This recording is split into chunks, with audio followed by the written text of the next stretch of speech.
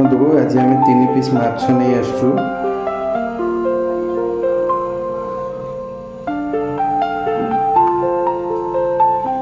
ୟାକୁ ବୋନଲେସ୍ କରିନେବା। ডিমুটা সাহায্যে এই মাছর কଣ୍ଟା গুড়াକୁ କାଢି ନେବା, ଦେଲେ এই ମାଛଟା ବୋନଲେସ୍ ହେଇଯିବ।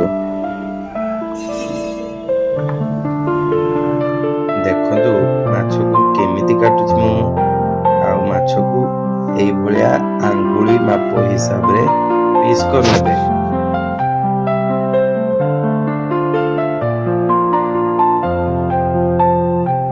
ଏବେ ଆମର ମାଛ କଟା କମ୍ପ୍ଲିଟ ହେଇଯାଇଛି।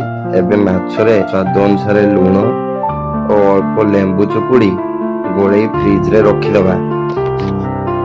ଦେଖନ୍ତୁ ଆମେ ଏବେ ଅଦା ଦେଇ ଦେଇଛୁ, ରସୁଣ ଦେଇଦେଲୁ 8-10 ପାଖୁଡ଼ା,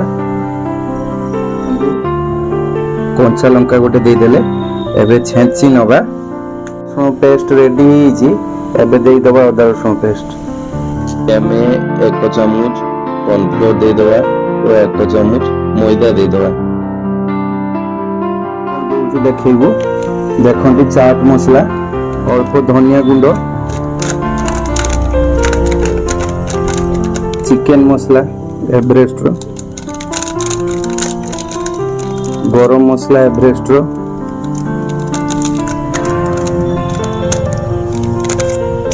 ଏବେ ଦେଇ ଏଟାକୁ ମିକ୍ସ କରି କିଛି ସମୟ ରଖିଦେବା। ମିକ୍ସ କରୁଛେ ଦେଖନ୍ତୁ କେମିତିକା।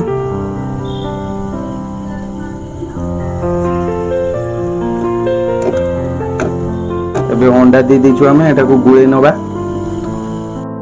ବ୍ରେଡ୍ କ୍ରମ୍ସରେ ବୁଡ଼େଇ ନେବା। ଏବେ ଦେଖନ୍ତୁ ଆମେ କଢ଼େଇ ବସେଇ ଦେଇଛେ। ଏବେ କଢ଼େଇ ଗରମ ହେଇଗଲାଣି, ତେଲ ଦେଇଦେବା।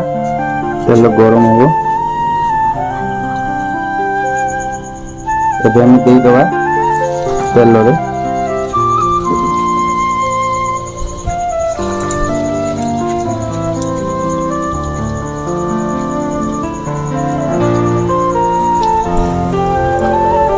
ଦେଖନ୍ତୁ ଆମର ପ୍ରସ୍ତୁତ ହେଇଯାଇଛି କ୍ରିସ୍ପି ଫିସ୍।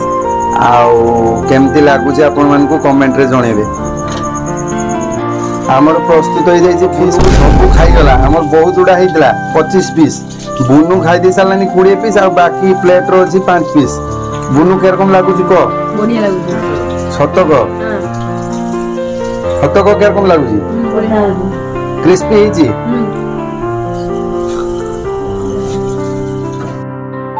এইଠି রইলু সাংগমানে। জয় জগন্নাথ। ভিডিওটি ভাল লাগিলে আমার এই রেসিপিটা লাইক কমেন্ট শেয়ার প্রচুর পরিমাণে শেয়ার করিবে।